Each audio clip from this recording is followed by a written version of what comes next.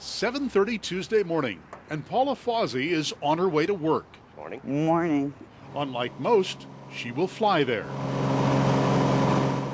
And unlike most flights, this one soars over the sun-etched waters of Lake Erie. It's a familiar trip, but the beckoning vistas never get old. Priceless. Absolutely priceless. Within minutes, into view comes North Bass Island, a forgotten outpost on the very northern edge of Ohio, a grape grower's paradise where few people touch down and fewer people settle down. 700 green acres small,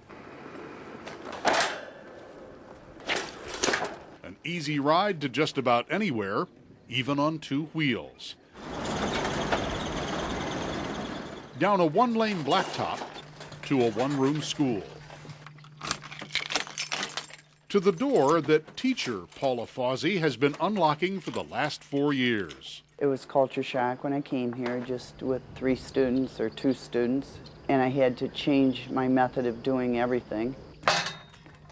Her 2 students this year, Sheldon and Robert, 7th and 8th graders, start their day by hoisting the flag and paying homage to it. With liberty and justice for all. Soon the 2 boys and Mrs. Fawzy hit the books. Today's lesson, probability. What is the probability that your partner will win? A tough one to grasp sometimes, especially the probability that this one-room marvel of education is about to end for good after 150 years. Just days from now, the little world in this room changes forever as the 2 boys leave for other schools and Mrs. Fawzy leaves for retirement in Arizona, all taking with them the lessons they have learned. For Mrs. Fawzy, lessons in how boys like to grow up. They love nature, they love being kids, they create their own games, there's just the 2 of them.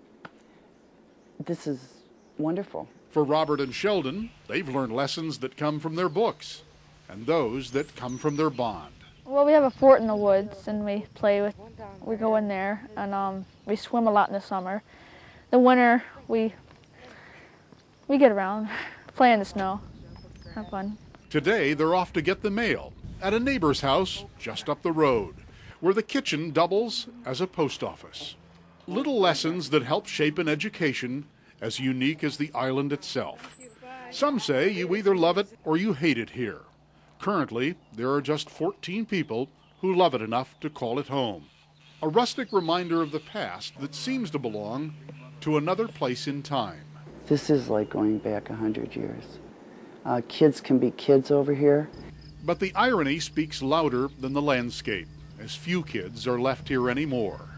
So the swings of this school playground will be moved only by the wind. Then what did they While for do Paula with Fawzy third and her grade? 2 students, moved by the winds of change. They added one more. I'm Lou Hebert, News 11. Added